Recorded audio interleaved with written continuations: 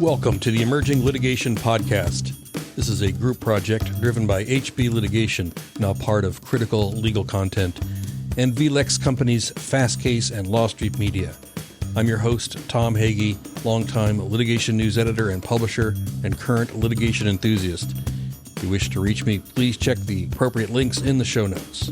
This podcast is also a companion to the Journal of Emerging Issues in Litigation, for which I serve as editor-in-chief, published by Fast Case Full Court Press. And now, here's today's episode. If you like what you hear, please give us a rating.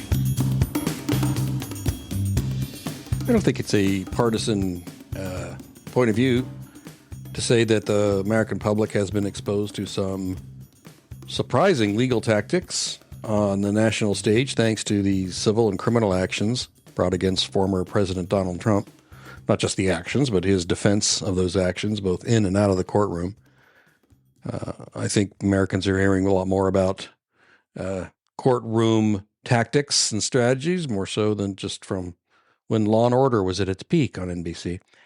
The public's also been exposed, famously or infamously, to information wars, where it's not easy to know what's real anymore or who you can trust. And this is only going to get harder with the proliferation of AI, when cows will be telling you what to think. One person's insurrection is another person's civil protest. The declining popularity of the Supreme Court. That's a most telling benchmark. According to Marquette Law School, a poll of adults say that 60% disapprove of the Supreme Court. A separate poll, not run by Marquette Law School, says that 50% of people hate anchovies. So anchovies are polling better than the Supreme Court. Faith in the outcomes of elections. It's another elephant in the room, or is he? Trust in the media is another. Corporations, which is a perennial punching bag for the suspicious, are probably trusted by fewer people than ever. I can make that claim, but you may not trust me to say it. What used to be a reliable source of scientific information, someone like the U.S. Surgeon General, is now met with a side eye by a good portion of the population. One thing that is on the rise, sadly and tragically, are the serious threats against federal judges and prosecutors. A serious threat is one that triggers an investigation by the U.S. Marshal Service. Reuters looked into their statistics, and they said that the number of serious threats rose to 457 in fiscal year 2023. Serious threats against federal prosecutors also more than doubled, from 68 in 2021 to 155 in 2023. This all started around the time of the 2020 presidential election. Then who are we? So are today's liberals and conservatives, do we share similar views with our counterparts from 10 or 20 years ago? I'm going to say we don't. What does a juror's consumption of and participation in social media mean when it comes to assessing their worldview? It raises the question, which person is more real, the one sitting in front of you or the one flaming you on X? And if you'll allow it, I have to have some fun. I'd like to insert one of my favorite quotes I came across on the formerly known as Twitter account of writer Maura Quint, who wrote, "When I was a child, I spoke as a child, I understood as a child, I thought as a child, but when I became a man, I did those things online." And how does jury selection look through the so-called Overton window, a snapshot in time of what's considered politically acceptable, compared to just a few years ago? The Overton window seems to be on wheels. But I want to get to our guest and what impact all of this has. And by this, I mean unorthodox legal strategies, informational uncertainty, tribalism, distrust of institutions, the popularity of conspiracy theories. What impact might all of this be having on juries and the attorneys and experts who pick them? Tara Trask is a highly regarded jury and trial consultant with more than 3 decades experience, primarily on the civil litigation side, but with some experience in criminal matters. Her bread and butter, and by the way, fewer people trust bread and butter, and with good reason. Her bread and butter is, that's not a fact, by the way, her bread and butter is intellectual property litigation. That said, she was involved in the Dominion Voting Systems case against Fox News. which didn't go to trial, but it settled big. But I think that gives you some idea of the respect Tara has in the field and the types of high-stakes engagements she attracts. And here's a bonus. She shared with me, and now I'm sharing with you, recordings from jurors who participated in an actual mock jury. That's an oxymoron. Who participated in a mock jury to underscore her point of how jurors are influenced by what's going on in the world, particularly in the legal and political landscape. So here she is, Tara Trask of Trask Consulting. I hope you enjoy it. So the first theme we're going to address is conspiracy theories. And conspiracy theories have been around as long as there been actual conspiracies, which is to say they've been around forever. Americans have always been prone to them. You know, why is there fluoride in the water? Why did we land on the moon, et cetera? But sometimes what gets out of hand is when everything is a conspiracy and you trust only your sources and everything else is some form of conspiracy. So how does this impact your job in assessing an individual's integrity and fitness to sit on a jury? Yeah, well, we've definitely, I think I can speak for most consultants when I say that we've seen a resurgence of folks in the veneery across the country who are infusing their own views on things. I mean, I'm sure we've all heard the term "do your own research," and while obviously doing your own research on its face sounds like a good idea, and I agree generally with that concept. And at the same time, even that phrase, do your own research, has taken on an interesting connotation, in my view, because I do believe that a lot of times when you hear that from folks, what it really means is you can't trust any mainstream sources of information, and you need to do your own research, which means like go out on, YouTube or, I mean, who knows, right? And find all kinds of, information that is potentially not vetted all that well. And I think we've seen recently that, for example, the Russian government is putting up websites that look like news organizations to pump Russian propaganda into the bloodstream of Americans. So we see some of that, but I think from my perspective, some of what's been really interesting to see, and I'm not exactly sure what year it was. It was probably around 2017, and I think we have a clip here that we can show in a minute. But I remember doing a mock on a case where we had two. It was a patent case. It was a competitor case, so it was not big. It was not big, well-known companies. It was two relatively established, mid-sized companies, and there had been a group of engineers that had gone from one to the other, but that was not really a fact in the case, and it wasn't really a fact that we were testing in the mock. We were not testing willfulness in the mock. So there was no discussion in the presentations about whether or not the defendant company knew that the plaintiff company had patents. It just wasn't part of our presentations. It wasn't part of the discussion. It wasn't part of the case. Nonetheless, for whatever reason, these jurors just glommed onto that. They felt like it was just so ridiculous that we didn't talk about that it should have been something we talked about. And they just knew that these sophisticated engineers would absolutely have known, the defense would have absolutely known about this plaintiff's patent.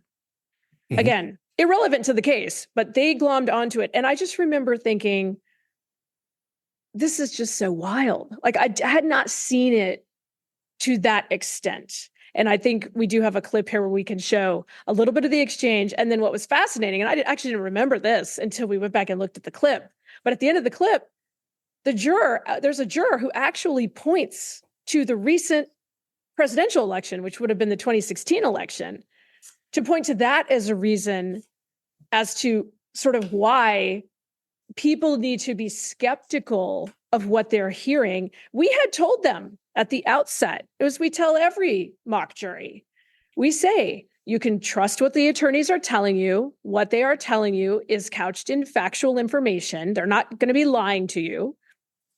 But they just were very, very uncomfortable and wanted to kind of invent all these other reasons for things and facts that just weren't part of the record that they had heard. And at the time, I remember very vividly thinking, gosh, what is this going to mean for us going forward? Here, the first juror says, if what you're presenting is not factual, then there's no reason for you to present it. Anything that's like not beneficial to your case, if it's not facts, if it's not right in front of my face, if it's not, okay, this is why we're right, this is why they're wrong, then, I mean, there's really no need for it to be there. It just takes a lot of time. Then another juror adds on that Tara's client obviously knew there was already an existing patent, even though they were specifically told they did not know that. And when you talk about the doctrine of equivalency, you went into, you need to take out the part where you say, we didn't know about the patent until our products were already out there, and we got sued in 1999. Lose it.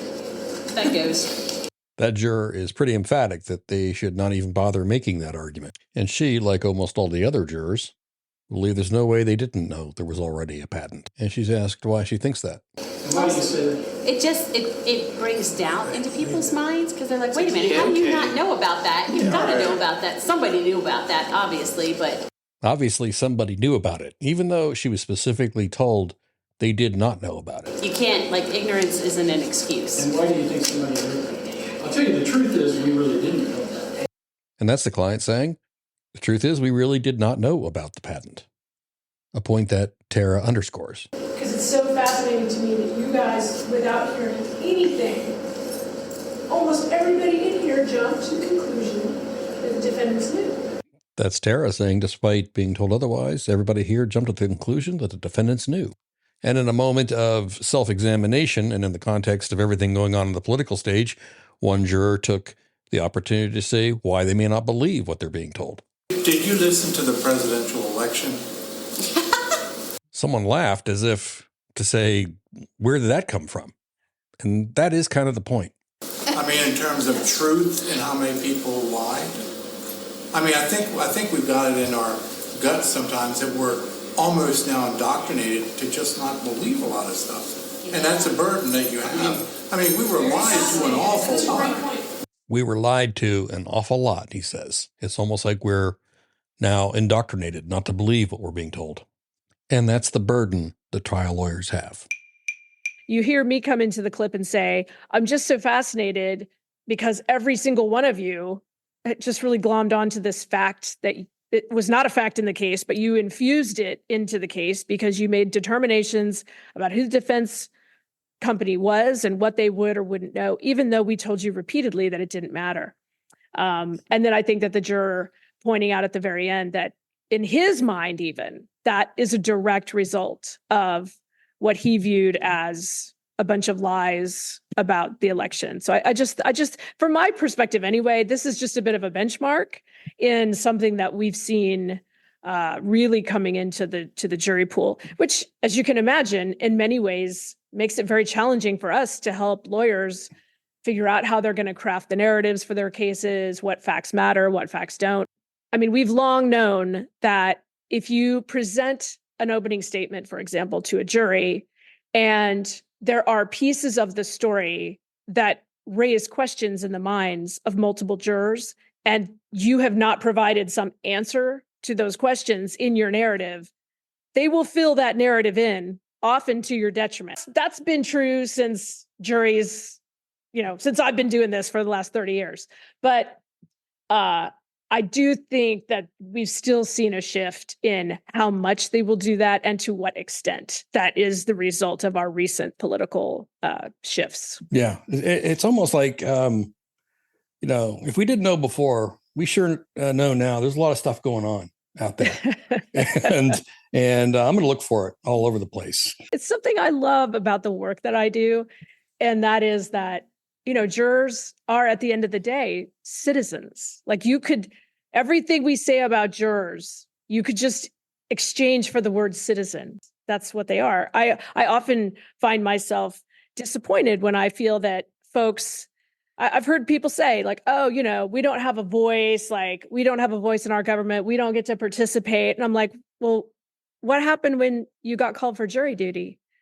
Oh, well, that's just so annoying. And and I'm like, yeah, that's called participating in your government, just in case you didn't realize. That's a big deal. It is. In defense of conspiracy theorists, it doesn't help that, in fact, there are conspiracies in the world. And that we do find out later, the government did lie to us. And for better or for worse, it's like, no, there's no aliens. No, and lately it's like, yeah, there are aliens. It just doesn't.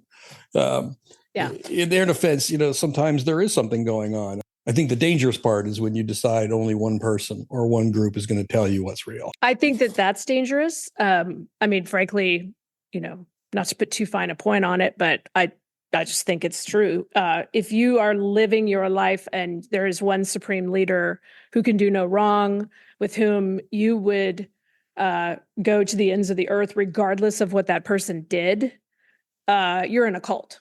But to your larger point about conspiracy theories in general, they've always existed as well. And many of them have some kernels of truth, which to your point is also what makes them challenging. I think what's become a real problem and something we see and something we frankly look for to try to help us understand who individuals are when we're picking juries. I definitely want to know, are you a person who views the world with some shades of gray? Or are you a person who it's just like everything's black and white, everything's one way or the other way? Because that's the kind of thinking that tends to lead to conspiracy theories, right? I wouldn't try to defend everything the mainstream media has ever done. Anybody who did, God, no. has got problems, right? Like clearly we have issues in our media. But does that mean we have to throw out the baby with the bathwater, right? Does that mean that you just can't listen to anything? And that's kind of where, as a person who researches jurors and therefore sort of citizens and makes determinations about them and how they're going to problem solve disputes, I just want to know, can you have heard a piece of media, let's say, and recognize that oh, okay, maybe that one or two things were overly emphasized. Maybe there was something in there that just didn't make sense at all. But does that mean that the entirety of that information, or even more importantly, that entire news organization should just be thrown out? We got to use our brains. I remember when somebody asked Frank Figluzzi, who was, I forget what his role was, counterintelligence maybe for the FBI, but anyways, on NBC a lot. And, the question came around, is the FBI corrupt? He said, his answer was basically, the FBI is made of people. So exactly. And it's the same with media. It's not all one, and government, it's people. So coming back to our next theme is around what it means to be a conservative or a liberal in the digital age. And to be a conservative in 2024 is very different from what a conservative was in 1964 or 1984. Based on some factors from the last century, some of those folks would be considered wild-eyed liberals today, and I think it's fair to say some liberals back then would be disappointed in liberals today. So it's it's also shifting definitions. Now you put that into now there's kind of two worlds. There's the world we walk around in, and there's the world that we enter through the portals of our mobile phones and computers and things. And we can't, you raise the point that, there's the digital fire hose of broadcast media too. So how does this digital age, this duality play out in trial with juries? You're one person in the real world, but you're a different person with different, maybe you'll conduct yourself differently in the digital world. Well, there's two things that this raises for me, this notion. The first one is that I don't think it's a stretch for me to say this, and I think I can sort of speak for the entire world of trial consulting in that in the last few years, any jury consultant is going to go into a case, whether it's criminal or civil, and they're going to have an idea of a juror profile. And it's a misnomer, of course, to say, I have to tell people this all the time. We don't get to pick the jurors we want. That's not how the process works. What we do have some control over is who do we exclude? Who can we work to get struck for cause? But in terms of picking people that are on the panel, we can love juror number 3. But if the opposing counsel hates juror number 3, they're going to strike them, and we had no control over that. That's just the mechanics of it. In the past, or at least for the first, 80% of my career, when I had somebody that came in where I could tell from their job, the way they dressed, maybe some other things that they, said on their questionnaire. Maybe they were the secretary of their local Rotary Club. Maybe they were, worked for a big corporation and had a VP title. Maybe they listed that they were a leader in their church, or, whatever, various markers. And I could say the same for a more quote unquote liberal type of person. Either way, I would make some determination about kind of where that person fell. Most of the time, I wasn't given the specifics of Democrat or Republican, but I could kind of basically discern where they sort of fell on the political spectrum.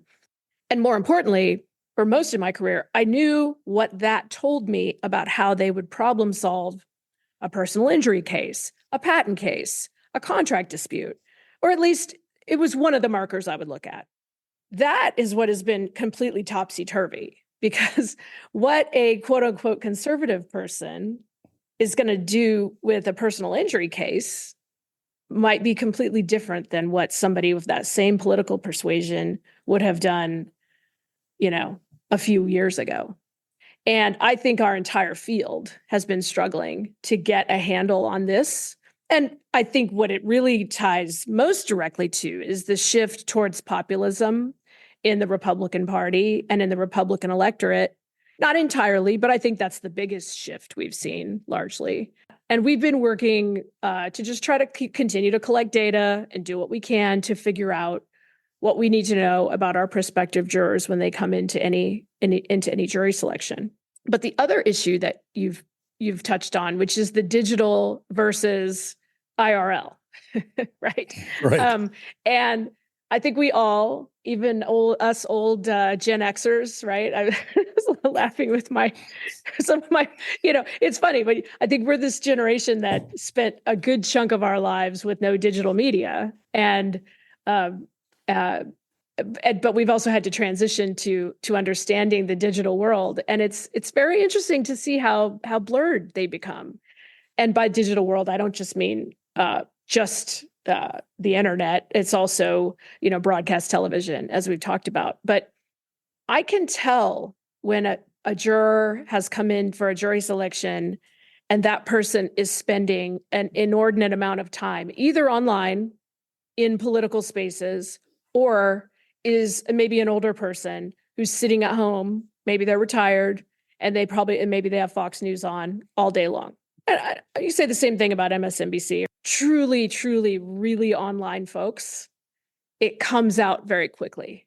I can hear it in their answers, and I can see it in their questionnaires. They will do things like, at the end of a questionnaire, is there anything else the court needs to know about you? It's just meant to be this catch-all question. Right. And instead, you'll get this lengthy, like an essay. Yeah. Oh my God. You need you need to know that 2020 election was stolen, and I no longer trust the United States government. And it'll be, they're down to writing really small. Those folks are really observable in the real world. I will say this, most people fall into the category of, okay, I'm here for jury selection and I know this is a case and I want to learn about it. I might be a little intimidated or whatever, because I'm in a, fancy courtroom and that's not my normal day. And that's generally most people, right? But there is usually, I would say, if I had to guess, I'd say, maybe 5% of people who I can really tell from what they say. Sure. Anger. There's also a lot of anger that comes out. Yeah, they're going to be catchphrays and things like that too. Absolutely. Yes. Yeah. The little and talking facts at their points. fingertips. Yeah. You're going to hear it. Yeah, the little talking points. And a lot of times, you look at people just be like, oh, honey, go outside. Take a breath. Yeah. You could say, if you could answer them in real time, you might say, we just wanted to know if you had any food allergies. Right. Just tying the two themes together so far around conspiracy theories and conservative and liberal. So underlying any good conspiracy theory, as we discussed in that first section, is sowing distrust in institutions like courts, the media we mentioned, government agencies, and even science. I mean, Dr. Fauci, God bless him. He's probably still got security, right? Right. Right.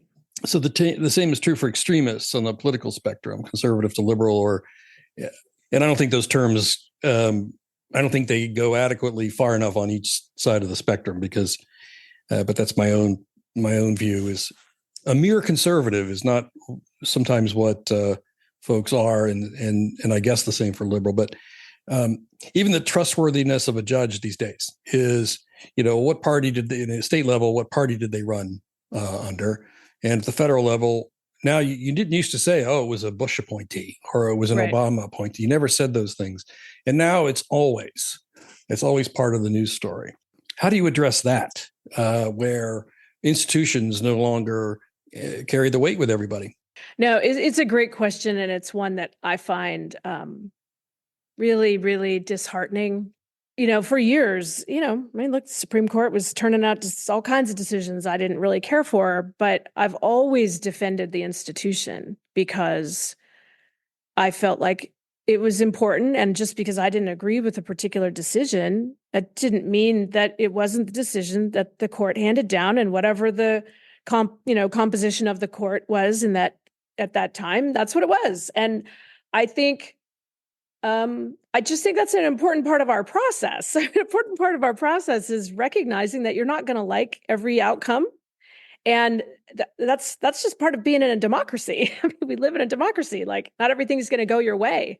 But it's been really disheartening to see what's happened to the institution of the courts, in particular. The Supreme Court has not done itself any favors. But more importantly, I will say this, you are correct. I just can't stand it when every single time it's reported that a judge has made a decision on any case, it's like we hear who appointed that judge. Like, it's just infusing partisan politics into the last of our three branches that we're trying to hang on to, some level of respect for the institution being nonpartisan. I will say, I don't think that necessarily plays down at the jury level. Like, I'm happy to report that. I'm happy to report that, generally speaking, I do not think that jurors come in and want to know, okay, who appointed this judge of the court that I'm sitting in? I could be wrong about that, but it's just not something I've heard. And so I view that as a positive. I also think, frankly, that jury service and folks being called for jury service is a real opportunity for everyday Americans to interact with an important institution, which is our courts, and to play their part as citizens, which is what jurors are, and to see it work. The court system, for a lot of reasons, it could very well be, some of our saving grace in trying to hang on to our democracy and our constitutional republic. You can call it either one. I'm good with you calling it either one, because I go into courts all the time, different ones. I listen to judges in state court and in federal court. And one of the things a lot of times that they do is when the jury comes in, and you can see the jury's always a little bit nervous. They don't, they want to be somewhere else. They have things to do in their lives. It's all understandable. And they come in and the court kind of sets everybody down and then usually does like this little brief introduction. Hi, I'm Judge so-and-so. Welcome. Thank you for, taking time out of your busy lives to come down here and answer to the call jury service. And then most judges give a little brief overview of why we have a jury system, why their service is important. And I watch jurors all the time. They're sitting there, they're pissed at first. They come in, they're kind of cranky. They don't want to be there. They're shuffling around and they're exasperated. They're just thinking, when can I get out of here? And if the judge does a decent job of reminding why we have a jury system, where it came from, maybe a little bit of history. I know several judges that do what I think is a beautiful job, like a tear-jerking job as to why we have a jury system and how important it is to our system. I watch jurors just settle down. They settle down and they think, oh, right, I forgot. That's 11th grade government stuff. Right. That's why we have all this. Then they usually proceed to take their job very seriously. And it's watching our government and watching our system work. Now, let me just throw in a really big caveat. I do a lot of civil work that is, kind of highbrow, frankly, with a lot of, very sophisticated lawyers. I do not want to leave the impression that our justice system works perfectly by any stretch. I also do a lot of pro bono work. I see a lot of people that have a terrible interaction with our judicial system. I know that happens. In the world I generally work in, which is largely federal court, it works extremely well, and I see people take it very seriously. I also know that there are serious problems with it. It's got its flaws, and again, it's people. Yes. Moving on to the next one, let's talk about picking juries. And, in a case where the former president is the defendant. These days, the word unprecedented precedes just about, more stories than ever. We're picking juries in civil and criminal cases against a recent occupant of the White House, either for a role in an insurrection or hoarding state secrets or slandering a woman who accused him of sexual assault. We're also seeing cases unfold against those in the so-called MAGA movement who sought to overturn the last election or obstruct justice. You were involved in one very high-profile case. It didn't go to trial, but it came really close, it sounds like, brought against Fox News by Dominion Voting Services, which charged the network with broadcasting false claims. So what are your thoughts? We've got a jury, as you said, a jury is being picked later this month. What are your thoughts on picking a jury for these kinds of things? What are the challenges? There's immense challenges, obviously, because people have very strong opinions about these issues, of course. I do think that it is worth taking a pause. And you're right, unprecedented seems to be something we cross the threshold of all the time these days. This is a big one. We've never had a former president criminally prosecuted before. And this is the Stormy Daniels hush money case, which I think it's important for people to understand that case is not just about, paying a porn star, but more specifically paying a porn star for silence in the run-up to an election, right? That's the key part here. So it could have been paying hush money for anything that the candidate did not want the voters to know about before they voted. That's really the crux of this case. It's easy to get sidetracked when you hear porn star. Yeah. Obviously, it's in New York. I know that the Trump folks are probably unhappy about that, and understandably so, frankly, just because it's going to be a tougher go for them to find an impartial jury. I feel strongly that I can unequivocally state that for most people in my field, we really do want a fair and impartial jury. I'm not trying to stack a jury with people that are great for my side. I couldn't do that if I wanted to. So it's just a complete misunderstanding of how jury selection works. What we do want to do, and what my field endeavors to do, is to ensure that we do not have biased folks who are going to be unfair. And of course, I'm focused on my client. But at the end of the day, we want a fair and impartial jury. That's what we're out to do. I feel pretty confident in saying I'm not entirely certain that's what the Trump team wants to do, but I do think it's what the DA in this case wants to do. They're not trying to stack this jury with people who hate Donald Trump. That's just not what they're trying to do. They are trying to find people who can listen to the facts, listen to the evidence, listen to the judge's instructions, and make a determination based on just those things. That's what that prosecutor is going to be looking for. It's a little harder for me to speak to what Trump's team is going to be trying to do, because I think they have a tougher job in a lot of ways. But at the end of the day, knowing who Donald Trump is, having read about the case, or knowing, like, none of those things are disqualifying. What's disqualifying is if your views and opinions on any of those issues rise to a level that would create a situation in which you would have a hard time setting those things aside and just judging the case on the facts and the evidence that you hear in the courtroom. Along those lines, I've heard concerns that some people might want to get on juries so they can influence the outcome in line with their political or worldview. Is that a real concern, or is Yes. that just a conspiracy theory? No, that's a real concern. That's a concern in any high profile case. I'm not talking about it from like the runaway jury level where, somebody's like moving to a city and trying to get into a particular jury pool. I'm just talking about somebody who gets a jury summons and realizes, wow, this jury summons might be for this big high profile case. And I have views on that.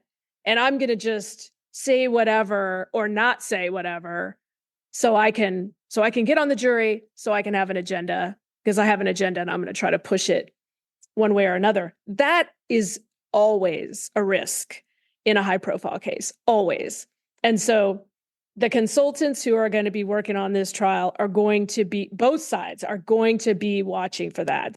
They're going to be watching for people who are sort of just where maybe their words and what they're saying doesn't match other information that they have. And just to be clear here, I am not sure. I know that this judge in this upcoming trial has limited who is going to even get the names of the prospective jurors. There's some concern about intimidation and safety and that kind of thing, given the history of other cases. But I do think that the trial teams are going to have the names.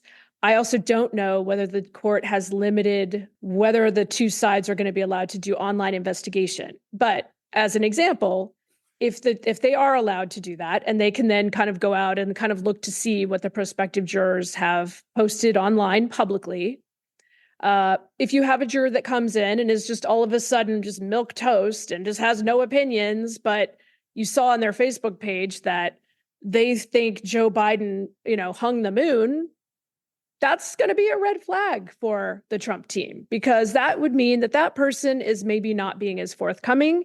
And that's going to make me wonder why. Why are they not being, like, I've got all these posts about how much they hate Donald Trump and how they think Joe Biden is the best.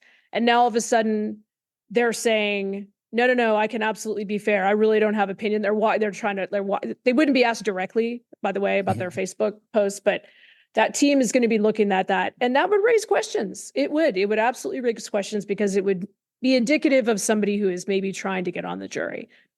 Yeah, I feel like I have heard interviews with jurors who did vote against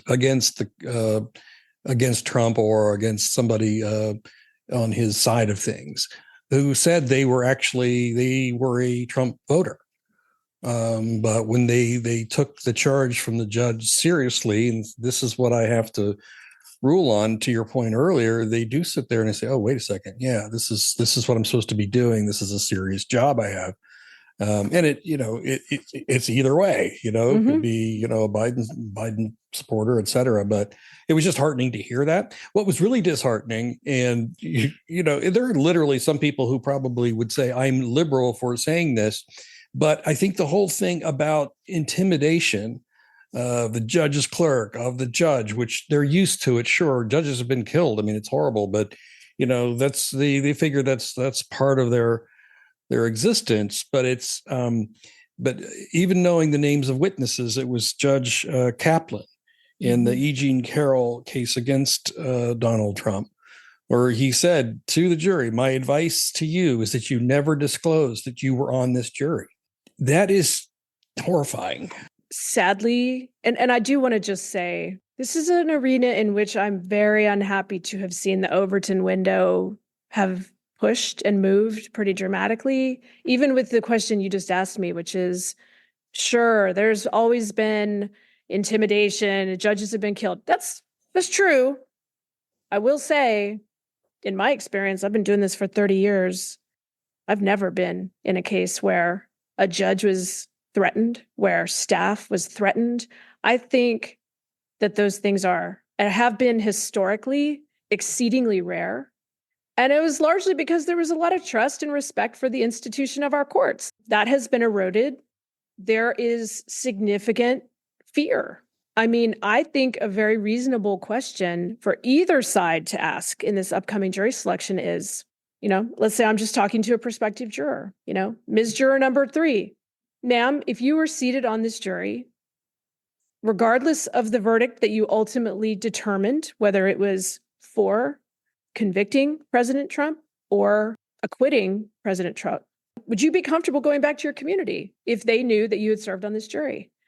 You got to have people that are willing to say yes, because otherwise their decision-making is going to be influenced by their fears of going back to their community. And we can't have that in this country.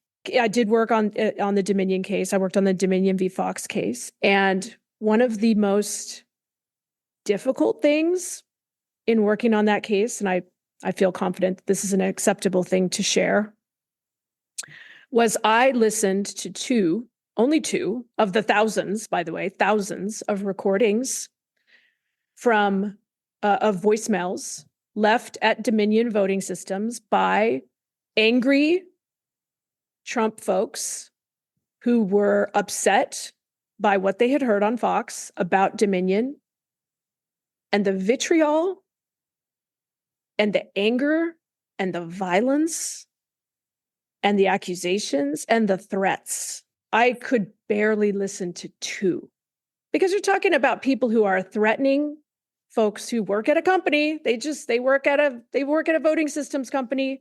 Tons of Republicans at that company, by the way, whole bunch of them. Okay. But it was the vitriol that was so discouraging to me, because, and frankly, there's folks that work at Dominion who still won't let their families open Amazon packages from the porch because they're concerned that there could be something dangerous. The point you made about how I can have all kinds of opinions, but if I'm willing to sit in a jury box and raise my right hand and swear that I'm going to make my decision based on what I hear and see in that courtroom, and based on the evidence, I can judge the credibility. That's my right as a juror. And then the court's going to give me law that I apply to the facts. And if I can say that I'm going to do that, and I think there's lots of people who are conservative, who are Trump voters. I think there's lots of people who are Biden voters, who are liberals, who could judge the Trump case on the merits, not on how they feel about Donald Trump, but on the merits of that case. And I actually feel like seeing that play out could be very healing in a lot of ways for our democracy. I think that's a good place to close. Yeah, I think so. Tara Trask, thank you very much for talking with me about this. Thanks, Tom. Always great to talk to you. I appreciate it. That concludes this episode of the Emerging Litigation Podcast, a co-production of HB Litigation, Critical Legal Content, VLEX Fastcase, and our friends at Lost G Media. I'm Tom Hagy, your host, which would explain why I'm talking. Please feel free to reach out to me if you have ideas for a future episode, and don't hesitate to share this with clients, colleagues, friends, animals you may have left at home, teenagers you've irresponsibly left unsupervised, and certain classifications of fruits and vegetables. And if you feel so moved, please give us a rating. Those always help. Thank you for listening.